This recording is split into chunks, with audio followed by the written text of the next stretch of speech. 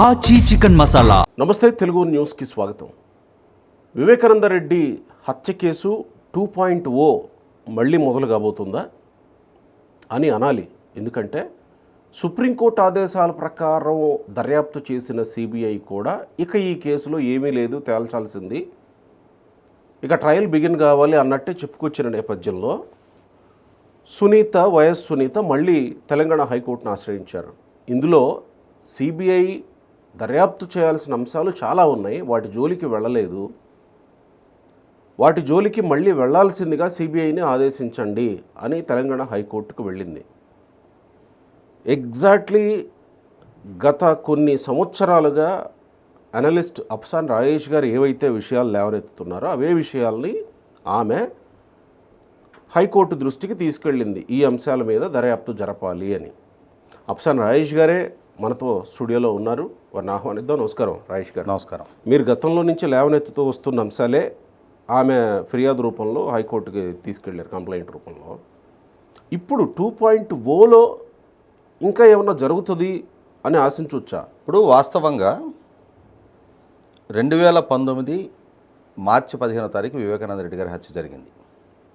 అంటే ఈరోజు మనం 2026 ఏప్రిల్ 14వ తారీఖులో ఉన్నాం.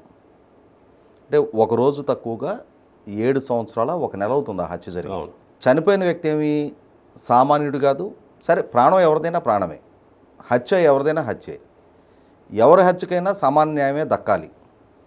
కానీ ఇక్కడ ఒక రాజకీయ ప్రేరేపితమైన హత్యగా, మోటివ్ ఆఫ్ ది మర్డర్ కూడా కడప పార్లమెంటు సీటు ప్రాతిపదికగా ఈ హత్య జరిగింది అని చెప్పని సిబిఐ ఒక నిర్ధారణకు వచ్చిన కేసులో ఒక మాజీ పార్లమెంటు సభ్యుడు, ఒక మాజీ మంత్రి, ఒక మాజీ ముఖ్యమంత్రికి స్వయాన సోదరుడు, ఇంకొక నాటి ప్రధాన ప్రతిపక్ష నాయకుడికి చిన్నాన్న హత్య గావింపబడితే ఇప్పటికి ఇంకా విచారణ ప్రక్రియ ముగవలేదు అని అంటే, విచారణలో చాలా అంశాలు ఇంకా అపరిష్కృతంగానే ఉండిపోయినాయి, చాలా సందేహాలు ఇంకా నివృత్తి కాలేదు, చాలామంది విచారించాల్సిన వ్యక్తుల్ని ఇంకా విచారణే జరపలేదు అని చెప్పని చనిపోయిన వివేకానంద రెడ్డి గారి కుమార్తె డాక్టర్ సునీత గారు ఎక్కిన కోర్టు మెట్లు ఎక్కకుండా ఎక్కి తలుపులు తడుతూనే ఉన్నారు, పిటిషన్లు ఫైల్ చేస్తూనే ఉన్నారు. ఒక్క మాట, ఇక్కడ ఇందులో లార్జర్ కాన్స్పిరసీ ఉందని సిబిఐయే కదా చెప్పింది. Motive of the murder Kadapa parliament ప్రాతిపదికగానే జరిగింది అని చెప్పారు. ఇదే అంశాన్ని డాక్టర్ సునీత గారు సుప్రీంకోర్టు దృష్టికి తీసుకెళ్లారు. ఇదే అంశాన్ని శర్మ గారు సిబిఐకి వాంగ్మూలం రూపంలో ఇచ్చారు.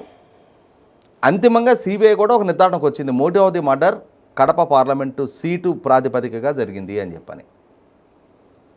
కాబట్టే కడప పార్లమెంటు సభ్యుడిగా ఉన్న అవినాష్ రెడ్డిని, వాళ్ళ నాయన్ని కూడా కుట్రదారులుగా, సూత్రధారులుగా సిబిఐ కేసులో అక్యూజ్ నెంబర్ 7 and 8గా ఇన్వాల్వ్ చేశారు. వాళ్ళిద్దరు ఇప్పుడు బెయిల్ మీద ఉన్నారు.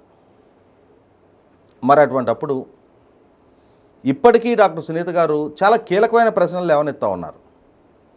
ఈ క్రమంలో గతంలో అంటే ఆల్మోస్ట్ ఒక 1 year బ్యాక్ విచారణ ప్రక్రియ ముగిసింది అని చెప్పని సిబిఐ సుప్రీంకోర్టుకి తెలియజేసిన నేపథ్యంలో విచారణ ముగవలేదు, ముగించారు, విచారణలో ఇంకా అపరిష్కృతంగా ఉన్న ప్రశ్నలు చాలా ఉన్నాయి అని చెప్పని డాక్టర్ సునీత గారు సుప్రీంకోర్టుని అప్రోచ్ అయ్యారు. సుప్రీంకోర్టులో వాద ప్రతివాదనలు అన్నీ జరిగినాయి. చివరికి అంతిమంగా సిబిఐ మీరు విచారించమంటే విచారిస్తాం, విచారించాల్సిన సమస్యలు లేవనెత్తబడుతున్న ప్రశ్నలు, సమాధానం దొరకాల్సిన ప్రశ్నలు ఇంకా ఉన్నది వాస్తవేనని చెప్పని సుప్రీంకోర్టు దృష్టికి తీసుకొచ్చిన తర్వాత సుప్రీంకోర్టు సిబిఐ న్యాయస్థానాన్ని కేసు మెరిట్స్ మీద బేస్ చేసుకొని విచారణ జరపమని చెప్పని ఆదేశాలు ఇచ్చిన తర్వాత మళ్ళీ కొన్నాళ్ల పాటు సిబిఐ న్యాయస్థానం వేదికగా వాద ప్రతివాదనలు జరిగిన తర్వాత అంతిమంగా సిబిఐ న్యాయస్థానం ఒక విచిత్రమైన తీర్పు ఇవ్వడం జరిగింది. అది ఆ తీర్పు చూస్తేనే మనకందరికి ఆశ్చర్యం కలుగుతూ ఉంటుంది. ఒక పక్క సంఘటన జరిగిన కాన్సిక్వెన్సెస్ అంటే సంఘటన జరిగిన రోజు సర్కమ్స్టాన్షియల్ ఎవిడెన్సెస్ అన్నీ ఒక రకంగా ఉంటే, వాటి గురించి బాధితురాలు ప్రస్తావిస్తుంటే, వాటి గురించి సిబిఐ కూడా ఇప్పటిదాకా విచారణ జరపకుంటే, సిబిఐ న్యాయస్థానం మాత్రం అవి విచారణార్హం కాదు, విచారణ జరపాల్సిన అవసరం లేదు అని చెప్పని తీర్పు ఇవ్వటం. ఆ తీర్పు చూసిన తర్వాత వివేకానంద రెడ్డి గారి కుమార్తెగా డాక్టర్ సునీత గారే కాదు, మీలాంటి నాలాంటి సామాన్యులకు కూడా హై ప్రొఫైల్డ్ కేసుల్లో వేగవంతంగా న్యాయం జరుగుతుందని కూడా మనం ఆశించలేం. సహజంగా సామాన్యుడికి న్యాయం దక్కదు అంటారు. కానీ ఇక్కడ ఒక హై ప్రొఫైల్డ్ పర్సన్ మర్డర్ జరిగితే కూడా ఆ కేసు విచారణే ఇంకా ఒక కొలికి రాకపోవటం అని అంటే దానికి ప్రధాన కారణం ఏంటి అంటే ఆ కేసులో ఇన్వాల్వ్ అయిన వ్యక్తులు ఇంకా హై ప్రొఫైల్డ్ వాళ్ళు కావటం, ఆరోపణలు ఎదుర్కొంటున్న వాళ్ళు, అనుమానాలు వ్యక్తం చేయబడుతున్న వాళ్ళు, విచారణ ఎదుర్కోవాలి అని చెప్పని బాధితురాలు లేవనెత్తబడుతున్న వ్యక్తులు, వాళ్ళు ఇంకా హై ప్రొఫైల్డ్ వాళ్ళు కావడంతో వాళ్ళ దగ్గరకి విచారణ వెళ్ళటం లేదు. వాళ్ళ తలుపులు తట్టే విషయంలో సిబిఐ కూడా సంకోచిస్తుంది. అంటే సిబిఐ సంకోచిస్తుందా, సిబిఐని నియంత్రిస్తున్నారా, నియంత్రించబడుతుందా? ఈ ప్రశ్నలు వాళ్ళ ప్రజల్లో కూడా సామాన్యుల్లో కూడా ఒక రకంగా ఈ హత్య కేసు చుట్టూ జరిగినంత చర్చ మీడియాలో కానీ, సోషల్ మీడియాలో కానీ, యూట్యూబర్లలో కానీ, బయట కూడా ఈవెన్ ఈ హత్య చుట్టూ జరిగినంతటి చర్చ గడిచిన 7 సంవత్సరాలుగా రాష్ట్ర రాజధాని అమరావతి విషయంలో జరిగింది, అలాగే ఈ వివేకానంద రెడ్డి గారి హత్య విషయంలో జరిగింది. అటువంటి ఈ హత్య కేసులో సిబిఐ న్యాయస్థానం ఇచ్చిన తీర్పు తెల్లవారుజామునే జగన్మోహన్ రెడ్డి గారికి ఎలా తెలిసింది అనే ప్రస్తావన వచ్చినప్పుడు సిబిఐ న్యాయస్థానం వ్యక్తం చేసిన అభిప్రాయం, సమీప బంధువులు చనిపోయినప్పుడు వారి సమీప బంధువులకి తెలియజేయటం పెద్ద ఆశ్చర్యకరం కాదు. అయితే ఇక్కడ గమనించుకోవాల్సింది, వివేకానంద రెడ్డి గారికి జగన్మోహన్ రెడ్డి గారు అన్న కొడుకే. కానీ వివేకానంద రెడ్డి గారికి ఓ సతీమణి, ఓ కూతురు ఉన్నారు. వివేకానంద రెడ్డి గారికి వాళ్ళకన్నా ఈయన సన్నిహితుడు కాదు. వాళ్ళకి తెలియజేయడం కన్నా ముందు ఈయనకి ఎలా సమాచారం వచ్చింది? సహజంగా మొట్టమొదటి కుటుంబ సభ్యులకి అసలు చేసింది ఎవరు? ఎవరికి? వీళ్ళకి జగన్మోహన్ రెడ్డికి, భారతికో. అది ఇప్పుడు అదే అంశం కదా డాక్టర్ సునీత గారి ద్వారా ఎన్నో సంవత్సరాలుగా లేవనెత్తబడుతున్న ప్రశ్న.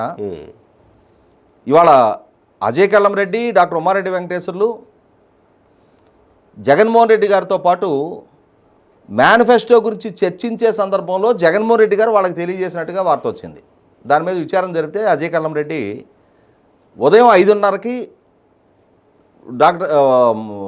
అజయ్ కల్లం రెడ్డి గారికి జగన్మోహన్ రెడ్డి గారి ద్వారా ఈ సమాచారం తెలిపినట్టుగా సిబిఐకి వాంగ్మూలం ఇచ్చారు. సిబిఐ వాంగ్మూలం నమోదు చేసుకొని కోర్టుకి సబ్మిట్ చేసిన తర్వాత అప్పుడు అజయ్ కల్లం రెడ్డి లేదు ఆ వాంగ్మూలాన్ని నేను విత్డ్రా చేసుకుంటా, నా వాంగ్మూలాన్ని తప్పుగా నమోదు చేసుకున్నారు అని చెప్పని మళ్ళీ కోర్టులో పిటిషన్ ఫైల్ చేశాడు. ఇక్కడ గమనించుకోవాల్సింది, మన వాంగ్మూలాన్ని వేకుగా విచారణ సంస్థ నమోదు చేసుకోవడానికి ఆస్కారం లేదు. మనం ఏం చెప్పామో దాన్ని నమోదు చేసుకుంటారు. నమోదు చేసుకున్న తర్వాత మీరు చెప్పింది ఇదేనా అని చెప్పని ఒకసారి మన చేత చదివించుకొని చివరిగా సంతకం పెట్టించుకుంటారు. చీఫ్ సెక్రటరీగా పనిచేసిన రిటైర్డ్ ఐఏఎస్ అధికారి తాను ఏం వాంగ్మూలం ఇచ్చాడో చదువుకోకుండా ఆయన సంతకం పెట్టాడా? అంటే ఆయన ఇచ్చిన వాంగ్మూలమే అక్కడ నమోదైంది. కానీ నువ్వెలా ఈ వాంగ్మూలం ఇస్తావని చెప్పని ఆయనకే బెదిరింపులు వచ్చినాయో బయటకు వచ్చాక అందుకని ఆయన నాలుక మడతేసి కోర్టు అప్రోచ్ అయ్యాడు. కానీ కోర్టు వాంగ్మూలం మార్పు చేసుకోవడానికి ఆస్కారం కలిగించాల. ఏ వాంగ్మూలం నమోదు చేసావో అదే చెల్లుబాటు అవుద్ది అని చెప్పడం జరిగింది. తన మనస్సాక్షికి అనుకూలంగా ఆ రోజు వాంగ్మూలం ఇచ్చిన అజయ్ కల్లం రెడ్డి తర్వాత మార్పు చేయాలని చేసిన ప్రయత్నం చూసాం. అంటే ఇక్కడ గమనించుకోవాల్సింది ఏంటి అంటే, ఎందుకని ఉదయం 6:30కి పిఏ కృష్ణారెడ్డి వివేకానంద రెడ్డి గారిని కలవటానికి ఇంటికి వచ్చినప్పుడు అక్కడ వివేకానంద రెడ్డి గారి మరణించున్న వార్త కృష్ణారెడ్డి ద్వారా బాహ్య ప్రపంచానికి తెలిసిందనేది ఇప్పటిదాకా ఉన్న సమాచారం. కానీ దానికంటే భిన్నంగా తెల్లవారుజామునే జగన్మోహన్ రెడ్డి గారి ద్వారా అజయ్ కల్లం రెడ్డికి, ఉమారెడ్డి వెంకటేశ్వర గారికి తెలియజేయబడింది అని చెప్పని సమాచారం వెలుగులోకి వచ్చిన తర్వాత దాన్ని ధృవీకరిస్తూ అజయ్ కల్లం రెడ్డి కూడా సమాచారం వాంగ్మూలం నమోదు చేసిన తర్వాత కూడా ఎలా జగన్మోహన్ రెడ్డి గారికి అంత తెల్లవారుజామునే తెలిసింది, ఎవరి ద్వారా ఆ సమాచారం తెలిసింది, తెలిసినా జగన్మోహన్ రెడ్డి గారు వివేకానంద రెడ్డి గారి కుటుంబ సభ్యులను కాంటాక్ట్ చేసే ప్రయత్నం చేయాల. అదే క్రమంలో తెల్లవారుజామునే ఆయనకి తన చిన్నాన్న చనిపోయారు అని చెప్పిన సమాచారం వచ్చినా ఆయన నింపాదిగా మేనిఫెస్టో కమిటీలో చర్చల్లో కూర్చొని పార్టీ మేనిఫెస్టో రూపకల్పనలో ఎలా నిమగ్నం కాగలిగారు? కుటుంబ సంబంధాలకి మానవ సంబంధాలకి ప్రాధాన్యత ఇచ్చే నాయకుడే అయి ఉంటే, కుటుంబంలో తన తండ్రి తర్వాత అంతటి పెద్దవాడు తన చిన్నాన్న చనిపోయారు అని చెప్పిన సమాచారం వచ్చిన తర్వాత సహజంగా ఎవరైనా ఇమ్మీడియట్గా బయలుదేరి పులివెందులు వెళ్ళే ప్రయత్నం చేస్తారు. కానీ జగన్మోహన్ రెడ్డి గారు ఎందుకని అంత నింపాదిగా సాయంత్రం 4 గంటలకి పులివెందులు రీచ్ అయ్యాడు? అసలు తన చిన్నతల్లి తన పినతల్లిని తన చెల్లెల్ని కాంటాక్ట్ చేసే ప్రయత్నం కూడా ఎందుకు చేయలే? పోలీసులతోటి సంప్రదించే ప్రయత్నం ఎందుకు చేయలే? కనీసం అక్కడ స్థానికంగా తన శ్రేణులైనా అలర్ట్ చేసే ప్రయత్నం ఎందుకు చేయలే? ఇవి డాక్టర్ సునీత గారి ద్వారా లేవనెత్తబడుతున్న ప్రశ్నలే కాదు, సామాన్యులుగా మీకు నాకు కూడా అర్థమవుతున్న ప్రశ్నలు. పైగా అక్కడ జరిగింది హత్య అని చెప్పని అర్థమవుతున్నప్పుడు తన కుటుంబ యాజమాన్యంలో ఉన్న తన సొంత మీడియా ద్వారా దాన్ని సహజ మరణంగా ఎందుకు ప్రసారం చేయించారు? ఉదయాన్నే 6 గంటల బులెటిన్లో, 7 గంటల బులెటిన్లో, 7 గంటల బులెటిన్లో 5:30కి తెలుసు. 5:30కి వీళ్ళకి చెప్పారు. ఆయనకి ఎన్ని గంటలకు తెలుసు? 4 గంటలకే తెలిసింది అని చెప్పని వీకెండ్ కామెంట్పై ఆర్కేలో రాధాకృష్ణ గారు చెప్పడం జరిగింది. అప్పటి వరకు అసలు ఈ అంశం వెలుగులోకే రాలా. అవును. మరి రాధాకృష్ణ గారికి ఎలా సమాచారం వచ్చిందో, ఆయన దాన్ని వీకెండ్ కామెంట్పై ఆర్కేలో లేవనెత్తిన తర్వాత అప్పుడు సిబిఐ అజయ్ కల్లం రెడ్డిని విచారించిన తర్వాత అజయ్ కల్లం రెడ్డి 5:30 అని చెప్పడం జరిగింది. 5:30కైనా సరే అఫీషియల్గా డిస్క్లోజ్ అయింది 6:30 అనుకున్నప్పుడు 5:30కి ఎలా తెలిసింది? ఎవరు చెప్పారు? ఎన్ని గంటలకు చెప్పారు? ఇంకే వార్తలు చెప్పారు? ఎలా చనిపోయాడని చెప్పారు? మరి సహజ మరణం అని చెప్పని ఎందుకు ప్రసారం చేశారు? పైగా అక్కడ రక్తపు మడుగులు ఎందుకు క్లీన్ చేశారు? గొడ్డలి వేట్లకి కుట్లు ఎందుకు వేసి కట్లు ఎందుకు కట్టారు? వీటికి ఇప్పటికీ సమాధానం దొరకలా. మీరంటే నాకు ఒక ప్రశ్న ఎదురైంది ఇక్కడ. మీరు ఇప్పుడు రాధాకృష్ణ పేరు లేవనెత్తారు కాబట్టి ఆయన చెప్తేనే ప్రపంచానికి తెలిసింది. తర్వాత సిబిఐ ఆదేశిగా దర్యాప్తు చేసింది. మొన్న వీకెండ్ కామెంట్లో ఆయన రెండో వీకెండ్ కామెంట్లో, అంటే ఈ ఎపిసోడ్ అమరావతి ఎపిసోడ్లో లాస్ట్లో ఒక ఇది వదిలారు, నాకు తెలిసిన విషయాలు నేను కానీ చెప్తే అని అలా డాట్ వదిలేశారు.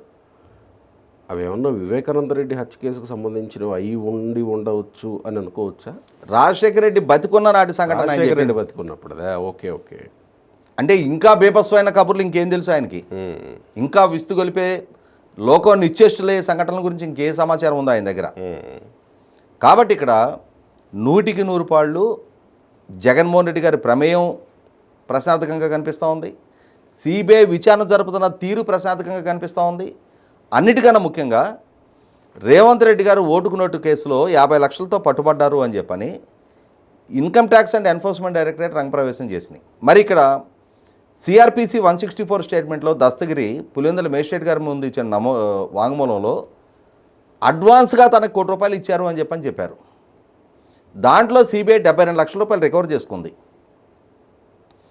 అడ్వాన్స్గానే ₹1 ఇస్తే తనకే 5 కోట్లు ఆఫర్ చేశారు అని చెప్పని దస్తగిరి స్టేట్మెంట్ ఇచ్చున్నప్పుడు ఇక్కడ గమనించుకోవాల్సింది ఈ విచారణలో కూడా కొంత ఫ్లా ఉంది. సంఘటన జరగటానికి ముందు అడ్వాన్స్ ఇస్తారు, సంఘటన జరిగిన తర్వాత ఫుల్ పేమెంట్ ఇస్తారు. దస్తగిరి అరెస్ట్ అయింది వివేకానంద రెడ్డి గారి హత్య జరిగిన చాలా రోజుల తర్వాత కాబట్టి అప్పటికి అతనికి ఫుల్ పేమెంటే ముట్టుండాలి. అతను ₹1 అడ్వాన్స్ గురించే కమిట్మెంట్ ఇచ్చాడు. ఆ ₹1 నుంచి అతని స్నేహితుడి దగ్గర నుంచి 72 లక్షల రికవర్ చేసుకున్నారు. కానీ మిగిలిన 4 కోట్ల ప్రస్తావన, 5 కోట్ల రూపాయలు నాకే ఇస్తారని ఒప్పుకున్నారు అని అతనే కమిట్మెంట్ ఇచ్చినప్పుడు అవి కూడా ముట్టుంటాయా? కంపల్సరీ ముట్టే ఉండాలి.